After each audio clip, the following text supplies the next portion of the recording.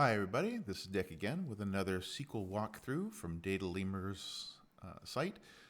This time we now have we're going to go up to a medium problem using a problem here from Uber. We are asked to find, I'm going to just put this up here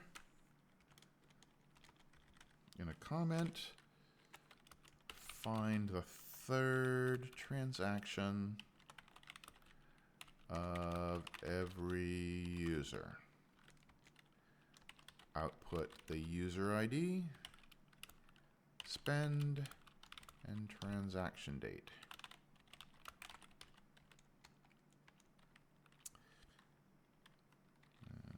There we go. Oops. Let's see. Well, the table has user ID, spend, and transaction date. So let's just go ahead and run the starter query. There's our user ID, spend, and transaction date. Essentially the same as what's over here, but there are a few more rows to it.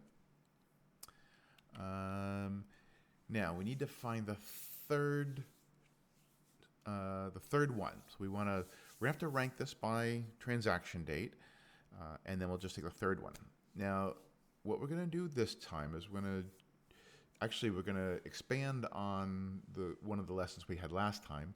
I talked about rank, and I mentioned at that time a related function called row number. And that's what we're going to look at this time. We're going to, once I have them ranked, I can take the row number and just take the third one in line. So we're going to, first of all, we're going to change this just a little bit. We're going to just start to set this up. User ID, spend, and transaction date, and action date from transactions, and then we'll just order by user ID, just to get a kind of quick look at it here. And we'll run that. And so we'll see here are our set of transactions. I've got user ID is now grouped by that. If we want, we can actually add to that, and we'll go user ID transaction date.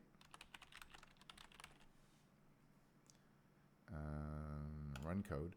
And now we can see for user ID 111, we have one January 8th, January 10th, February 5th. The third one would be this 8960.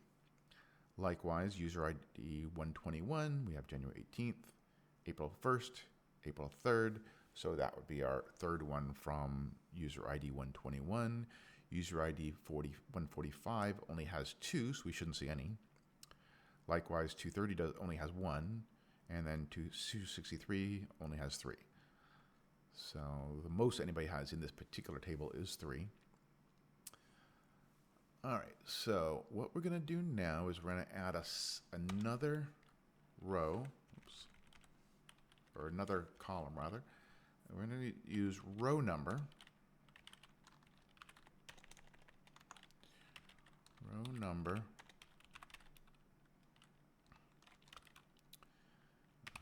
Over and then what we're going to do, so a little bit different, we're going to add a little thing. So what we can do here in the row numbers, we can actually have it's just like order by, and just like there are two versions of the where, there's where and having, do essentially the same thing. Just like here, now instead of order by, we're going to call this partition by user ID. Okay. So now we'll get a set of row numbers for each user. And then we will order by transaction date. Oops. Let me just come back over here.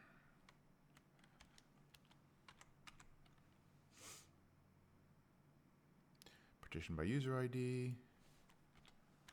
Order by, there we go. Let's get rid of that. Order, oops. Okay. Order by, get rid of that. order by transaction date. Okay. Now I'll get rid of that. And let's see what we have now.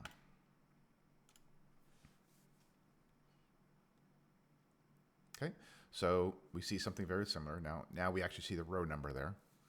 So we have user ID, first, second, third, user ID 121, first, second, third, 145 has a first and second, user ID 230 has a first, et cetera, et cetera.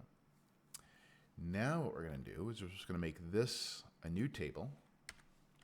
So we're going to call with, I'm just going to call this one ordered.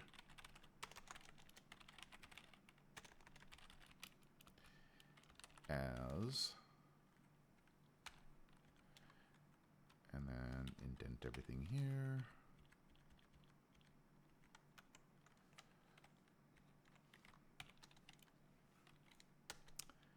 So with that being a table, what we're going to do here is we're going to select user ID, spend, transaction date,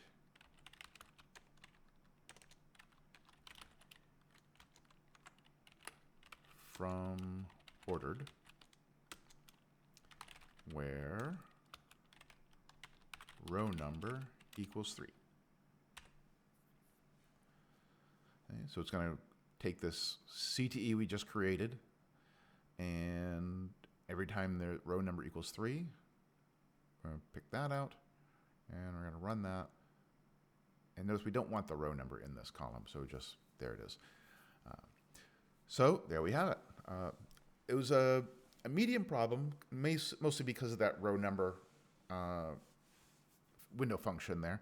It makes it a bit more complex, but it was actually fairly short. There wasn't much to it past that. So we are all done. As always, if you like this video, don't forget to hit like down there, and we'll see you next time. Bye.